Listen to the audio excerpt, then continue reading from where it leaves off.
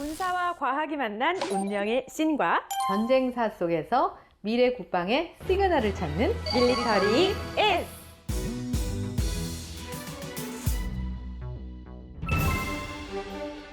와. 우와, 딱 봐도 학교 좋아 보이는데요. 진짜 멋있다. 사과는 진짜 대박이다. 오, 멋있어. 가까요. 아, 교수님. 실망이에요. 왜 또요? 아니, 저는 또 얼마나 이 무기에 대한 이야기를 또 할까 엄청 기대하고 왔는데 공대라뇨, 교수님. 실망하긴 일러요, 동미 씨. 네. 혹시 명품 좋아해요? 좋아, 방금 영상이 너무 멋있었어. 루비 땡땡? 네. 예. 그 루비 땡땡으로 유명한 베르나르 아르노, 또 프랑스의 20대 대통령인 지스카르 데스탱 대통령, 그리고 또 노벨 경제학상을 수상했었던 사람 중에서 네. 모리스 알레, 장 티롤, 이 사람들 굉장히 쟁쟁한 사람들이죠. 네. 공통점이 있어요. 뭘까요? 공통점이요? 네. 돈이 많다? 맞지?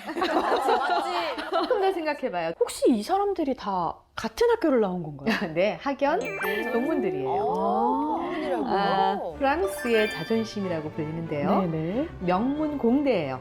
에콜 폴리테크닉이라는 학교가 있어요. 네네. 바로 여기 출신들이에요. 그러면 약간 우리나라의 카이스트, 뭐 미국의 MIT 이런 학교인가요? 비슷하다라고 생각을 하시면 돼요. 아니, 그런데 지금 말씀하셨던 인물들을 보면 뭐 대통령, 경제학자, 기업인, 거의 졸업생들의 활동 분야가 굉장히 다양한데요? 그렇죠. 정치, 경제, 사회, 또 군사, 국방 이런 데에 이 졸업생들이 굉장히 활동을 많이 하고 있어요. 그래서 프랑스 입장에서 보면, 아니 뭐 전 세계적으로도 최상위 엘리트 교육기관이라고 볼 수가 있고요. 또 프랑스에서 40대 기업이 있어요. 네네. 이 40대 기업의 전문 경영인들의 60% 정도가 다 이 학교 출신들이에요. 도대체 와. 어떤 학교예요? 그런데 조금 재미있는 건 이 학교가 일반 교육부 소속의 일반 대학이라기보다는요, 네. 국방부 소속의 사관학교라는 점이에요. 엥? 사관학교요? 네. 아니, 그러면 이게 이공계 대학교인 동시에 사관학교라는 말씀이신 거세요? 그렇죠. 이제 호기심이 슬슬 발동하시나요, 네, 동희 씨? 네, 특이한데요? 그러니까 사관학교 겸 공대인 거잖아요. 네. 그러니까 잘 몰라도 이게 아무튼 진학하기 굉장히 어려운 거죠. 어렵다. 진짜 어려운 거예요. 맞습니다. 이 프랑스 특유의 소수 정예 엘리트 교육기관인 대학 위의 대학, 그랑제콜 중에 대표적인 학교입니다.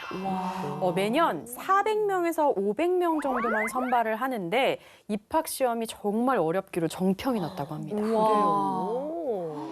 그러니까 이 프랑스 최고의 명문대인 에콜 폴리테크니크가 처음에는 뭔가 강군을 육성하기 위한 사관학교였다는 말씀이신 건가요? 원래는 공공사업중앙학교라는 이름으로 설립됐다가 프랑스 혁명이 지나서 프랑스를 통치한 사람이 누구죠? 나폴레옹. 그렇죠. 바로 나폴레옹이 이 학교의 이름을 네. 에콜 폴리테크닉으로 바꾸고 프랑스의 육군사관학교로 성격을 바꿔버린 거예요.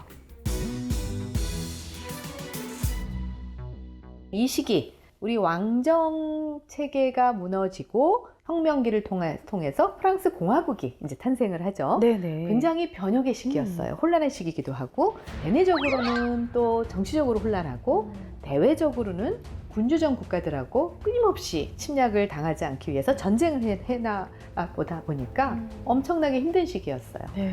바로 군대가 필요했겠죠. 그래서 이 시기에 프랑스 조국을 구하기 위해서 국민의용군, 국민의용대, 혁명군대가 이제 만들어지게 되는 거예요. 그러니까 뭔가 왕과 영주를 위해 막 싸웠다면 이제는 국가를 지키기 위한 국가 방위군이 생긴 거나 다름이 없는 거네요. 그런 거죠. 더 나아가서 네. 국민개병제. 그게 바로 이 시기에 처음으로 실시가 되는 거죠. 그러니까 우리나라도 국민개병제를 원칙으로 하는 징병제를 실시하고 있잖아요. 근데 이게 프랑스 혁명기에 처음 실시가 된 거네요. 맞습니다. 저도 깜짝 놀랐는데요. 오. 이 프랑스 혁명 이후에 프로이센이 이 국민 개병제를 더 체계적으로 도입하면서 전 세계 군대의 표준과 전통으로 자리 잡았다고 합니다. 이제는 군대의 규모가 훨씬 더 체계적으로 커지게 된 거죠. 프랑스 국민들 입장에서 보면 조국을 위해서 목숨을 바쳐서 전쟁에 참여하는 그런 애국심이 기초가 된 그런 이제 분위기가 나타나게 되는 거죠. 불과 한 1년 만에 네. 군대의 규모가 150만 명이 됐다 그래요. 와. 아니, 그런데 이미 군사력도 충분하고. 근데 왜 도대체 군사학교를 설립을 한 거예요? 네, 병사들만 있다고 해서 싸움을 할 수는 없죠. 병사를 지휘하는 장교들. 그렇죠. 근데 장교들이 부족했던 거예요. 이 전문 장교들을 길러야겠죠.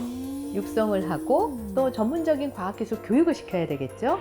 바로 학교가 필요했던 거예요. 아, 그래서 에콜 폴리테크니크가 설립이 된 거군요. 네, 프랑스 혁명기를 거치면서 귀족들만이 아니라 민중들, 네. 일반 시민들. 귀족이 아닌 일반 시민들도 포병, 공병 장교가 될 수 있는 길이 열린 거잖아요. 그렇죠. 아니, 그러면 뭐 너나 할 것 없이 막 지원했을 것 같은데요? 실제 그런 일이 일어났습니다. 오. 오로지 실력으로만 뽑겠다. 야. 그 다음에 공부하는 모든 교육비를 국가가 부담을 하는 거예요. 와, 가야죠, 그러면. 네, 그래서 이 시기로서는 굉장히 파격적이고 혁신적인 공교육 기관이 탄생을 하게 된 거고요. 그래서 엄청난 경쟁을 뚫고 매우 우수한 10대 후반의 학생들이 선발이 돼요. 아니, 근데 이런 쟁쟁한 학생들을 가르치려면 교수진들도 엄청나야 할 것 같은데요. 맞습니다. 혹시 까르노라는 사람 들어봤어요? 까르노요? 네, 당시에 정말 전 세계 최고 수준의 물리학자였습니다. 이 까르노도 역시 여기에 있는 총괄, 자문, 임무 그런 역할을 하게 되고요. 커리큘럼 위원회 위원장은 몽주라는 당시에 이제 기하학의 아버지 수학자이기도 하고 뭐 물리학자이기도 했는데요. 그리고 초대 교장, 학장이 있어야겠죠. 라그랑주라는 굉장히 유명한 물리학자, 수학자입니다. 한마디로 전 세계적으로 명망 있는 프랑스 최고의 수학자, 과학자, 물리학자 이런 분들이 이 학교의 교수 와. 그리고 학장 와. 이런 걸 담당을 하게 돼요. 엄청나네요. 네. 아니, 근데 장교 양성이 중요한 건 알겠는데, 와, 근데 이거 힘을 줘도 너무 준 거 아닌가요? 처음엔 네. 장교를 육성하는 게 주 목적이긴 했지만요. 점점 우수한 학생들이 여기에서 배출이 되고 훌륭한 업적을 쌓다 보니까 결국은 장교뿐만이 아니라 국가의 경영을 총 책임지는 고위 관료들, 굉장히 유명한 과학자들, 기술자들이 다 여기에서 이제 배출이 되게 되는 거예요. 결국 과학자들이 국가를 경영하고 군대를 체계화시키고 군사력을 강화하는데 큰 도움이 되는 거죠. 네, 제가 찾아보니까 에콜 폴리테크니크의 교훈이 있더라고요. 조국, 과학, 그리고 영광을 위하여. 예, 멋있죠? 이게 뭔가 군사과학기술학교에 정말 찰떡같이 딱 맞는 그런 교훈인 것 같아요. 맞아요. 이 교훈을 누가 만들었을까요? 왠지 그 사람일 것 같아요. 그 사람? 나폴레옹. 맞아요. 나폴레옹이 워낙 에콜 폴리테크닉을 굉장히 사랑했다는 거죠. 이 지금도 프랑스 혁명 기념일 때 군사 퍼레이드를 하잖아요. 그때 가장 선두에 서는 팀이 바로 이 에콜 폴리테크니크의 재학생들이라고 합니다. 이게 나폴레옹 시대부터 내려온 전통이 된 거죠. 우와. 지금도 여전히 그 전통은 이어져서요. 생도로 입학을 하게 되면 네. 일정 시간 동안은 군사적 훈련을 좀 받아야 된다고 해요.